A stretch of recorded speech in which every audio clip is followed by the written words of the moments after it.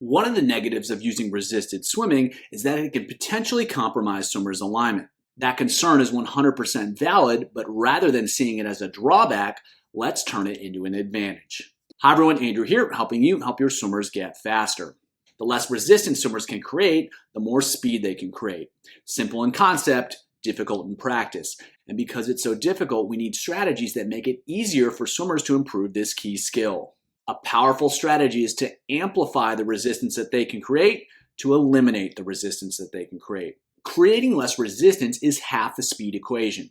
It's at least as important as increasing propulsion.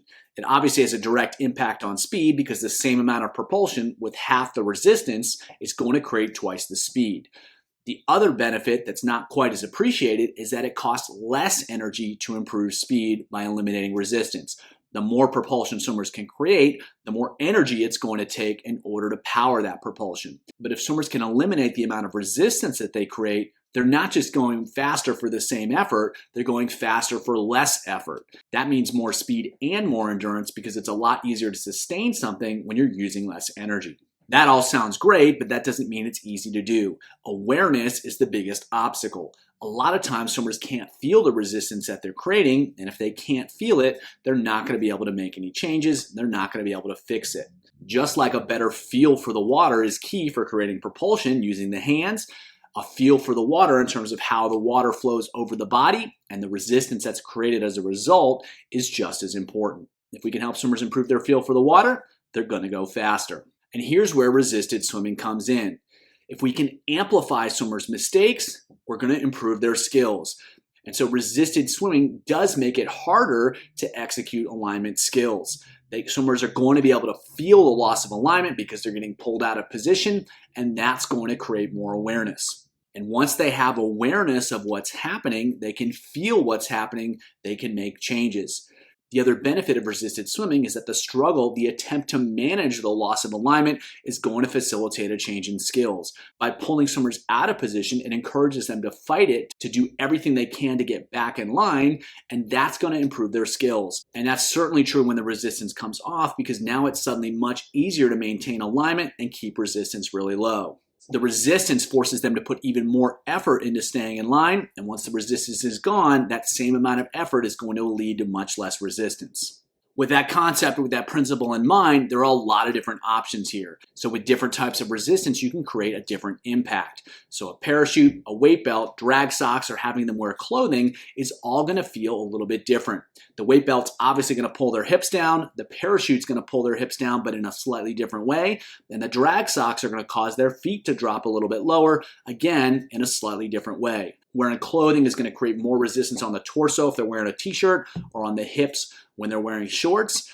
And so again, all these different types of resistance are going to negatively affect their alignment and their position. And if you just make swimmers aware of it and you tell them don't let it affect you, they're going to really fight and they're going to have to work to keep everything in line. And that's when the learning happens.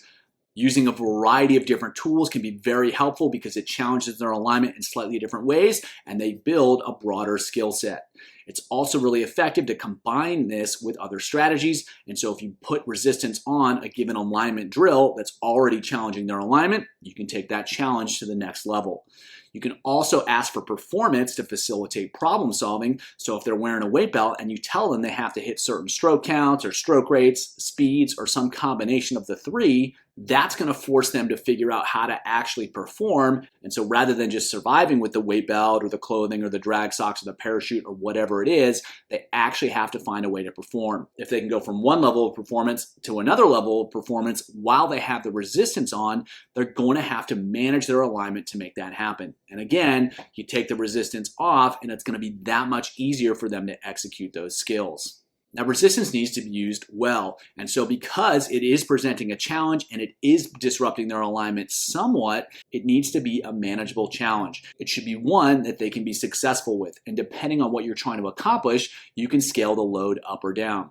If you're just trying to help them feel it, you just want to put a little pressure on that area, then use a smaller load. If you really want to challenge their skills and challenge the ability to hold them together when they're trying to go fast or when they get tired, you can use a bigger load.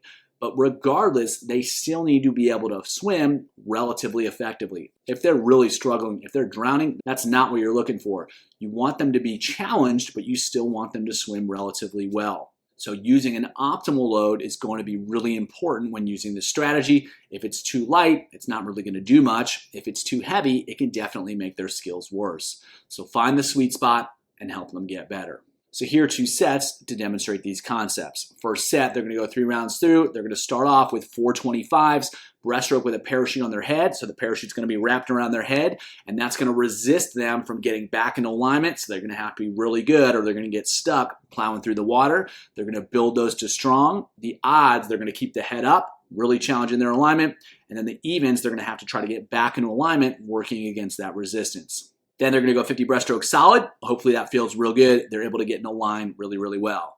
So the next section of it, they're going to do the same basic thing, but they're going to go 425s. The odds, they're going to be up, down breaststroke. So they'll take a breath on one cycle, won't take a breath on the next cycle, and then we'll repeat that pattern. So we're challenging their breathing in a different way, and we're challenging their ability to get back into alignment in a different way.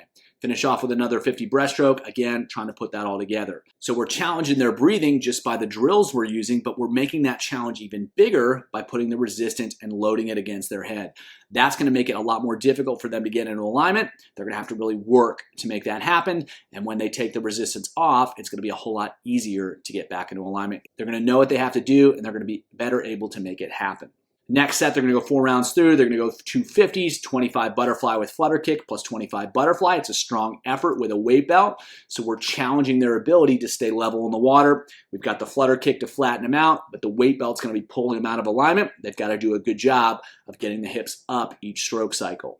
Then we're going to go 225s, done the same way, but at a stronger effort. Then they're going to go 50 butterfly without the weight belt, strongest effort, and they're going to descend 1 to 4 to fast across the rounds.